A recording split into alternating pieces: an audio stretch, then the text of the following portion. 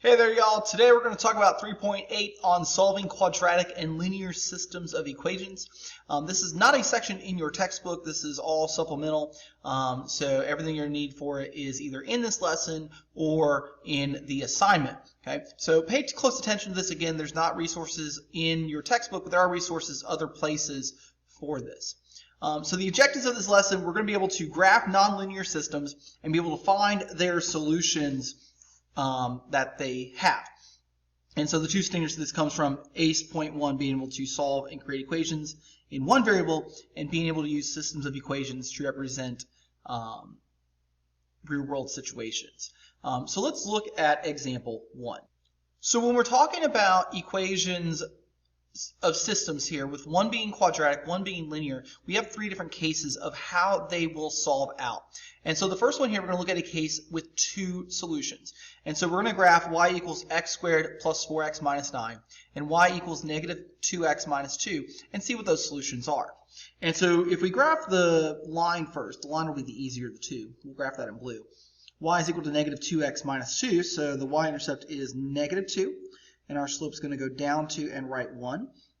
And remember, anytime you're doing systems, and we talked about this back in Unit 1, anytime you're doing systems, you want to make sure this line is as long as you can draw it, and so make sure you take your points all the way to both ends. And so we draw our line right there.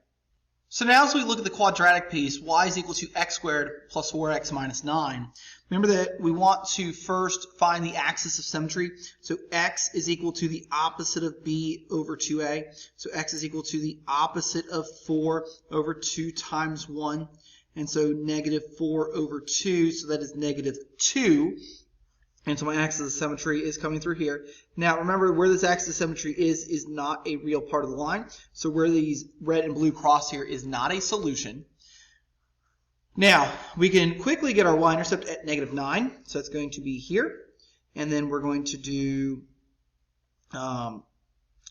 plugging in negative 2 to find our vertex. So y is equal to negative 2 squared plus 4 times negative 2 minus 9, so that's 4 minus 8 minus 9, that is negative 13. So that's a little off our graph. So that would be down here, right? And then we do it for negative 1. But if we see, is it going to intersect there? No. So let's go to positive 1 and see what's going to happen there. So y being 1 squared plus 4 times 1 minus 9. So y is equal to 1 plus 4 minus 9. So that's 5 minus 9 is negative 4. So I end up with my point here. So my parabola is coming from way down here, and it's going to come up like so. And so I have a point of intersection here at 1, negative 4. But remember that parabolas are symmetric. So what happens on the right also has to happen on the left. And so because this point is 3 units away, we're going to be 3 units away this way, ending up here. Now, obviously, that's not a point of intersection, and so we need to continue our graph. And so continuing our graph now to the left, let's go to negative 6. And so y is equal to negative 6 squared plus 4 times negative 6 minus 9. So y is equal to 36 minus 24 minus 9. So y is equal to 12 minus 9, which is 3. So I'm here. So we haven't intersected yet, but we see what's going to happen here. This parabola is coming back up, up, up, and it's eventually going to cross, right? And so we're going to continue graphing this up. So let's look at negative 7. So y is equal to negative 7 squared plus 4 times negative 7 minus the 9. So y is equal to 49 minus 28 minus 9. So this is 21 minus 9 is 12. And if we continue this up, so we're going to be up here at 12. And watch what happens. If I continue this, it was here, up 2 and left 1. We also end up here. And so we end up here. And we end up with our parabola coming up through here. And so this ordered pair at negative 7, 12 is also a solution to this. So this has two solutions, and it's the 2 points where this parabola is going to cross this line as it comes through. Okay, so you have to find those 2 points, find them both by graphing here. Okay, so now we're going to look at a case where it only has one solution. So in this graph, we have y is equal to 4x squared and y is equal to 4x minus 1. So again, we're going to graph these two lines on the coordinate plane and see what they do. So I'm going to first graph the line again, because that is the easier of the two. So starting with a y-intercept of -1, I'm going to go up 4, right 1, because that's my slope. So up 4, right 1, up 4, right 1, up 4, right 1 would take me just off the edge there. Down 4, left 1, down 4, left 1. And so I'm going to draw my line through like so. Okay. Now, graphing y is equal to 4x squared. So watch what happens here. And so 4x squared means I have a y-intercept of 0. But I also have an axis of symmetry of x equals 0 because x is equal to the opposite of b over 2a. My b is 0. And so that's going to give me 0 in the end. And so my axis of symmetry is coming through here. Now, when I plug in 1 for this equation, y is equal to 4 times 1 squared. So y is equal to 4 times 1, which is 4. So it's the order pair 1, 4. So I'm here. So they're really close there. And then we're going to get to y equals 4 times 2 squared. And so y is equal to 4 times 4. So y is equal to 16. So that's 2, 16. And so as we're taking this up, what's going to happen is it's going to touch here and then continue up this way like so. Now, where is that point of intersection? It's not quite at 1. It's short of 1. It's because the blue goes through at 1, 3. The red touches at 1, 4. And so there is a point of intersection here, but it is hard to find without going to either a graphing calculator or we can use another method. And we're going to talk about that in a moment in example 4.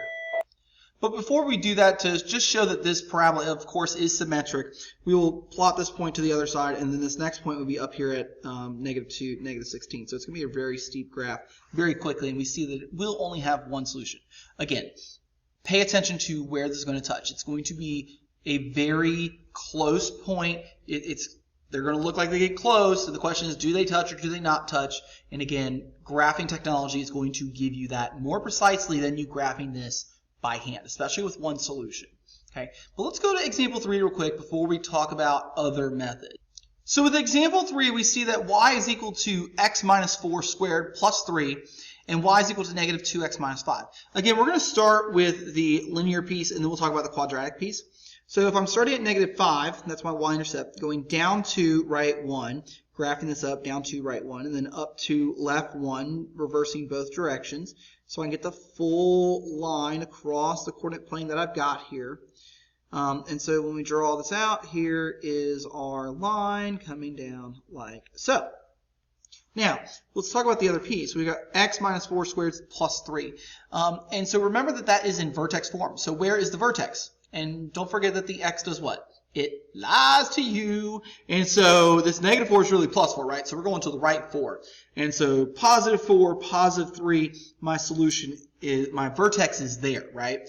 And so from there, we can plug in, and of course our axis of symmetry is coming down like so.